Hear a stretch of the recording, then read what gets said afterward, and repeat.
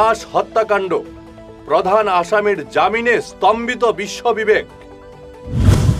খুনি মুক্ত, বিচার কি তবে অধরা? কান্নায় ভেঙ্গে পড়ল দীপুর পরিবার। ন্যায় বিচারের গালে চপেটাঘাত, জামিন পেলেন দীপু খুনের মূল ঘাতক। অসহায় রবি দাসের আর্তনাদ, গরিব বলেই কি মিলবে না দীপু হত্যার বিচার? প্রশাসনের নীরবতায় খুনিদের পুয়া বারো, জামিনে মুক্ত প্রধান অভিযুক্ত মাসুম। নমস্কার, আপনারা দেখছেন ঈশান বাংলা পয়েন্ট ব্ল্যাঙ্ক। বাংলাদেশের ময়মনসিংহ। কল্পনা করুন, শুধুমাত্র একটা গুজব আর মিথ্যে অপবাদের ওপর ভিত্তি করে একটি জ্যান্ত মানুষকে পিটিয়ে গাছে ঝুলিয়ে দেওয়া হলো।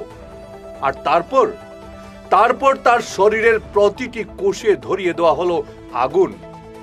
না, এটি কোনো ক্রাইম থ্রিলার নয়, এটি ছিল দীপু চন্দ্র দাসের নির্মম নিয়তি।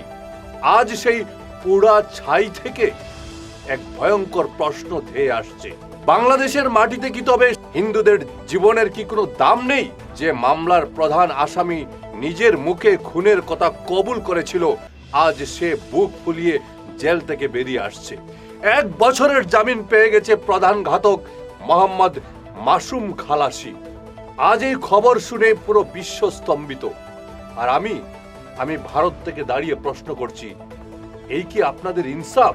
ডক্টর ইউনূসের অন্তর্বর্তী সরকারের সেই অস্থির সময়ে যখন সারা দেশ জুড়ে সংখ্যালঘু হিন্দুদের উপর আক্রমণের মহোৎসব চলছিল, তখন দীপু দাসের এই হত্যাকাণ্ড ছিল আধুনিক সভ্যতার গালে এক চপেটাঘাত। আমরা দেখেছি এই ঘটনার নৃশংসতা দেখে ভারতের সীমানা ছাড়িয়ে বিদেশের মাটিতেও প্রতিবাদের আগুন জ্বলে উঠেছিল। দিকে দিকে মানুষ রাস্তায় নেমেছিলেন, মোমবাতি জ্বালিয়েছিলেন কেবল একটি দাবিতে, দীপু দাসের খুনিদের ফাঁসি চাই। আজ যখন সেই প্রধান আসামি আইনের ফাঁক গলে জামিনে বেরিয়ে আসে, তখন চারদিকে সমালোচনার ঝড় উঠেছে। নাগরিক সমাজ আজ বাকরুদ্ধ। প্রশ্ন জাগছে, রাষ্ট্রপক্ষের আইনজীবীরা কেন আদালতে এই ভয়ঙ্কর খুনের গুরুত্ব তুলে ধরতে ব্যর্থ হলেন? কেন প্রসিকিউশন এই খুনিকে আটকে রাখতে জান প্রাণ দিয়ে লড়ল না? তদন্তের এই ঢিলেমি আর রাষ্ট্রপক্ষের এই রহস্যজনক নমনীয়তা কি অপরাধীদের মনে এই বার্তাই দিচ্ছে না যে সংখ্যালঘুদের উপর অত্যাচার করলে এ দেশে পার পাওয়া সম্ভব? নিহত দীপুর ভাই রবি দাসের সেই অসহায় আর্তনাদ আজ বিচারের কাঠগড়ায় দাঁড়িয়ে আছে। বিভিন্ন সংবাদ মাধ্যমে প্রকাশিত তার সেই বুক ফাটা হাহাকার আমাদের মনে করিয়ে দিচ্ছে, আমরা গরিব মানুষ, তাই বড় আদালতে যাওয়ার মতো টাকা আমাদের নেই।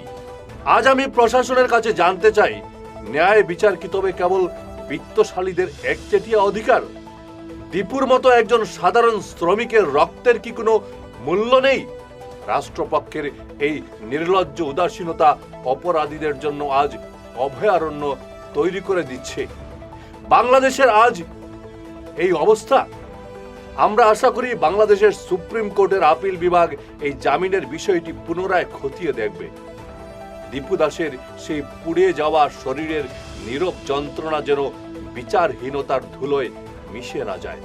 আজ পুরো বিশ্ব এই পরিস্থিতির দিকে তাকিয়ে আছে, কারণ মানবিকতা কোনো কাঁটাতারের সীমানা চেনে না।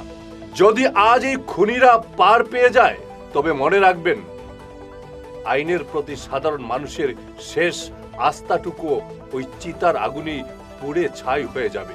দীপু চন্দ্র দাসের এই লড়াই আজ কেবল একটি পরিবারের লড়াই নয়, এটি হয়ে দাঁড়িয়েছে ন্যায়ের সঙ্গে অন্যায়ের এক যুদ্ধ। আমাদের এই আলোচনার পর আপনাদের কি মনে হচ্ছে? আপনাদের মনে কি প্রশ্ন জাগছে? রাষ্ট্রপক্ষের এই গাফিলতি কি সমাজে আরো অপরাধ বাড়িয়ে দেবে? বাংলাদেশের বর্তমান পরিস্থিতি নিয়ে আপনার মতামত আমাদের কমেন্ট বক্সে অবশ্যই জানান। ভিডিওটি শেয়ার করে সবার কাছে পৌঁছে দিন। ভালো থাকুন, ন্যায়ের সাথে থাকুন। ধন্যবাদ।